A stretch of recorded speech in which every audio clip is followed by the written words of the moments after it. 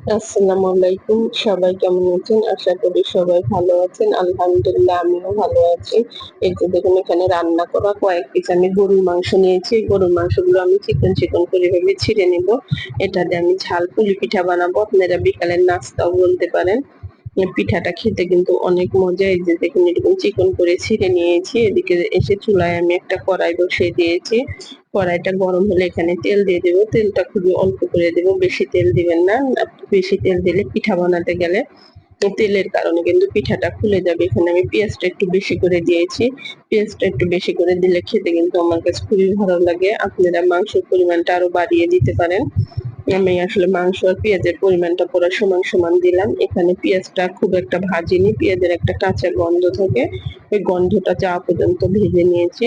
পেঁয়াজটা হালকা ভাজা হলে এখানে আমি আদা রসুন বাটাটাও পেঁয়াজের সাথে একটু নেড়ে চেড়ে ভেজে নিয়েছি। পেঁয়াজ আদা রসুনের কাঁচা গন্ধটা যাওয়ার পরে এখানে আমি পানি দিয়ে দিলাম অল্প করে।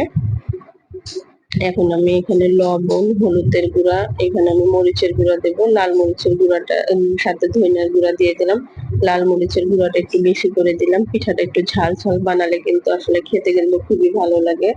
সাথে আমি এখানে জিরার গুঁড়া দিলাম।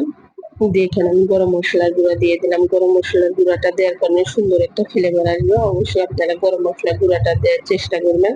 দিয়ে আমি একটা ঢাকনা দিয়ে ঢেকে দিলাম মশলাটা কষানোর জন্য। এই যে দেখুন মশলাটা কষানো যখন হয়ে আসবে এই পর্যায়ে আমি মাংসগুলো এখানে ঢেলে দেব। এই যে দেখুন মাংসগুলো দিয়ে এটা ভালোভাবে আমি নেড়ে চেড়ে নেব। আসলে এই নাস্তাটা মেহমান আসলে আমরা বানিয়ে দিতে পারি। সাথে করে একটা কাঁচামরিচ ফাড়া দিলাম, সুন্দর একটা ফ্লেভার আসবে। আসলে কাঁচামরিচের ফ্লেভারের কারণে পিঠাটা খেতে কিন্তু খুবই মজা লাগবে। এখানে আমি অল্প করে পানি দিয়ে দিলাম। পানি দিয়ে এটা নেড়ে চেড়ে আমি একটা ঢাকনা দিয়ে ঢেকে দেবো। এই যে দেখুন যেকোনো জিনিস আসলে ধৈর্য নিয়ে সময় সাপেক্ষ নিয়ে বানালে আসলে খেতে কিন্তু খুবই ভালো লাগে। ঢাকনাটা খুলে আমি নেড়ে চেড়ে যে দেখুন পানিটা একবারে শুকিয়ে নিয়েছি, নিয়ে এটা আমি চুলায় থেকে নামিয়ে নিয়েছি। এটা রান্না করার আগে আমি ময়দাটা মেখে রেখেছিলাম। ময়দাটা অবশ্যই ০.৫ ঘন্টার মতন মেখে রাখবেন। ময়দাটা আসলে একটু শক্ত করে মেখে রেখেছিলাম। ০.৫ ঘন্টা পরে ময়দাটা একটু নরম হয়ে গেছে। এখানে নরম নরম থাকলে পিঠাগুলো বানাতে কিন্তু খুবই ভালো হবে। আর আপনারা ময়দাটা একটু শক্ত করে মাখার চেষ্টা করবেন। আর এই ময়দা দিয়ে আপনারা চালের গুঁড়া দিয়ে ওই পিঠা বানাতে পারেন। এখানে আমি কয়েকটা স্লাইস করে নিয়েছি। এই যে দেখুন এভাবে এখন একটা একটা করে আমি রুটি বেলে নেবো আর পিঠা বানাবো। এই চালের গুঁড়া দিয়ে ওই পিঠাটা বানালে আসলে খেতে কিন্তু খুবই ভালো লাগে। কিন্তু আটা দিয়ে বানাবেন না আপনারা। আটার থেকে আমার কাছে মনে হয় ময়দা আর চালের গুঁড়া দিয়ে পিঠাটা বানালে ভালো হয়। আর ময়দা দিয়ে পিঠাটা আসলে সহজ হয়। সাথে আমি একটু ময়দা ভরিয়ে নিলাম। নিয়ে আমি পিঠাটা একবারে আটার রুটিটা একদম পাতলা করে বেলে নেব। পিঠাটা রুটিটা যত পাতলা বানাবেন পিঠাগুলো তত মচমচে হবে। খেতে কিন্তু খুবই ভালো লাগবে। এই যে দেখুন কতটা আমি পাতলা করে নিয়েছি। নিয়ে আমি এখানে এখন মাংসের পুরটা দিয়ে দেব। এই যে দেখুন মাংসের পুরটা এভাবে দিয়ে দেব।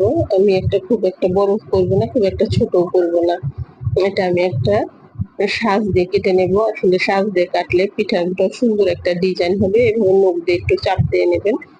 চাপ দিয়ে নিলে কারণে পিঠার মুখটা কিন্তু আটকে থাকবে। পিঠার মুখটা খুলে গেলে কিন্তু আসলে পিঠাটা খেতে কিন্তু ভালো লাগবে না। এই যে দেখুন এটা আমি এইভাবে এই যে সাজটা দিয়ে কেটে নিচ্ছি। দেখতে দেখুন নকশাটা ডিজাইনটা কিন্তু আসলে খুবই সুন্দর হয়েছে। আপনারা প্লেন মাথা দিয়েও কাটতে পারেন, কিন্তু আসলে আমি নকশা মাথা দিয়ে কাটার চেষ্টা করলাম দেখতে সুন্দরের কারণে। আপনাদের যেমন ইচ্ছে তেমন করে কাটতে পারেন। আপনারা হাত দিয়েও চেপে গ্লাস দিয়ে কেটে মুখ আটকাতে পারেন, কিন্তু এভাবে আমি কেটে বানিয়ে নিলাম। এই যে দেখুন আমি বেশ কয়েকটা পিঠা বানিয়ে নিয়েছি। এদিকে আমি তেল গরম দিয়ে দিয়েছি চুলাতে। তেলটা গরম হলে পিঠাগুলো আমি ভাজতে চলে যাব। তেলটা অবশ্যই একটু গরম করে নিতে হবে। এই যে দেখুন তেলটা যখন গরম হয়ে গেছে এখন এখানে কিন্তু আমি পিঠা দিয়ে দেব। এখানে কয়েকটা পিঠা দিয়ে আমি ভাজতে থাকবো। এই যে দেখুন পিঠাগুলো দিয়ে দিচ্ছি। তেলটা যখন বেশি গরম হয়ে যাবে অবশ্যই চুলার আঁচটা একটু কমিয়ে দিবেন। তেলটা গরম হলে পিঠাগুলো কিন্তু খুব সুন্দর ফুলতে থাকবে। এই ধরেন মশলা দিলে পিঠাগুলো কিন্তু খুব সুন্দর ফুলতেছে। পাতলা হওয়ার কারণে পিঠা কিন্তু ফুটলেছে। পিঠাগুলো খেতে কিন্তু খুবই মজা লাগবে। আসলে বাচ্চারা কিন্তু খুবই পছন্দ করবে এই নাস্তাটা। আসলে চায়ের সাথেও কিন্তু এই নাস্তাটা জমে যাবে। এই যে দেখুন এইভাবে আমি উল্টিয়ে এক পাশটা যখন বাদামি কালার, হালকা বাদামি কালার হয়ে যাবে আমি উল্টিয়ে দেবো। আমি পিঠাগুলো বাদামি কালার করে ভেজে নেব। বাদামি কালার করে ভাজলে পিঠাগুলো খেতে খুবই আসলে মচমচে হবে। এই যে দেখুন উল্টিয়ে দিলাম। একদিকে আমি পিঠাগুলো দেখুন কত সুন্দর কালার হয়ে এসছে। আপনারা এরকম কালার করে ভাজার চেষ্টা করবেন। একটা ছাকনা দিয়ে আমি তুলে নেব। এই যে দেখুন তেলটা ঝরিয়ে নিলাম। নিয়ে এদিকে টিস্যুর উপর তুলে নিয়েছি। টিস্যু আলগা তেলটা ঝরিয়ে নিবে। নিয়ে এই যে দেখুন পিঠার কালার গুলো কত সুন্দর হয়েছে। দেখতে যতটা লোভনীয় হয়েছে খেতেও কিন্তু অনেকটা মজা হবে। আপনারাও ট্রাই করতে পারেন।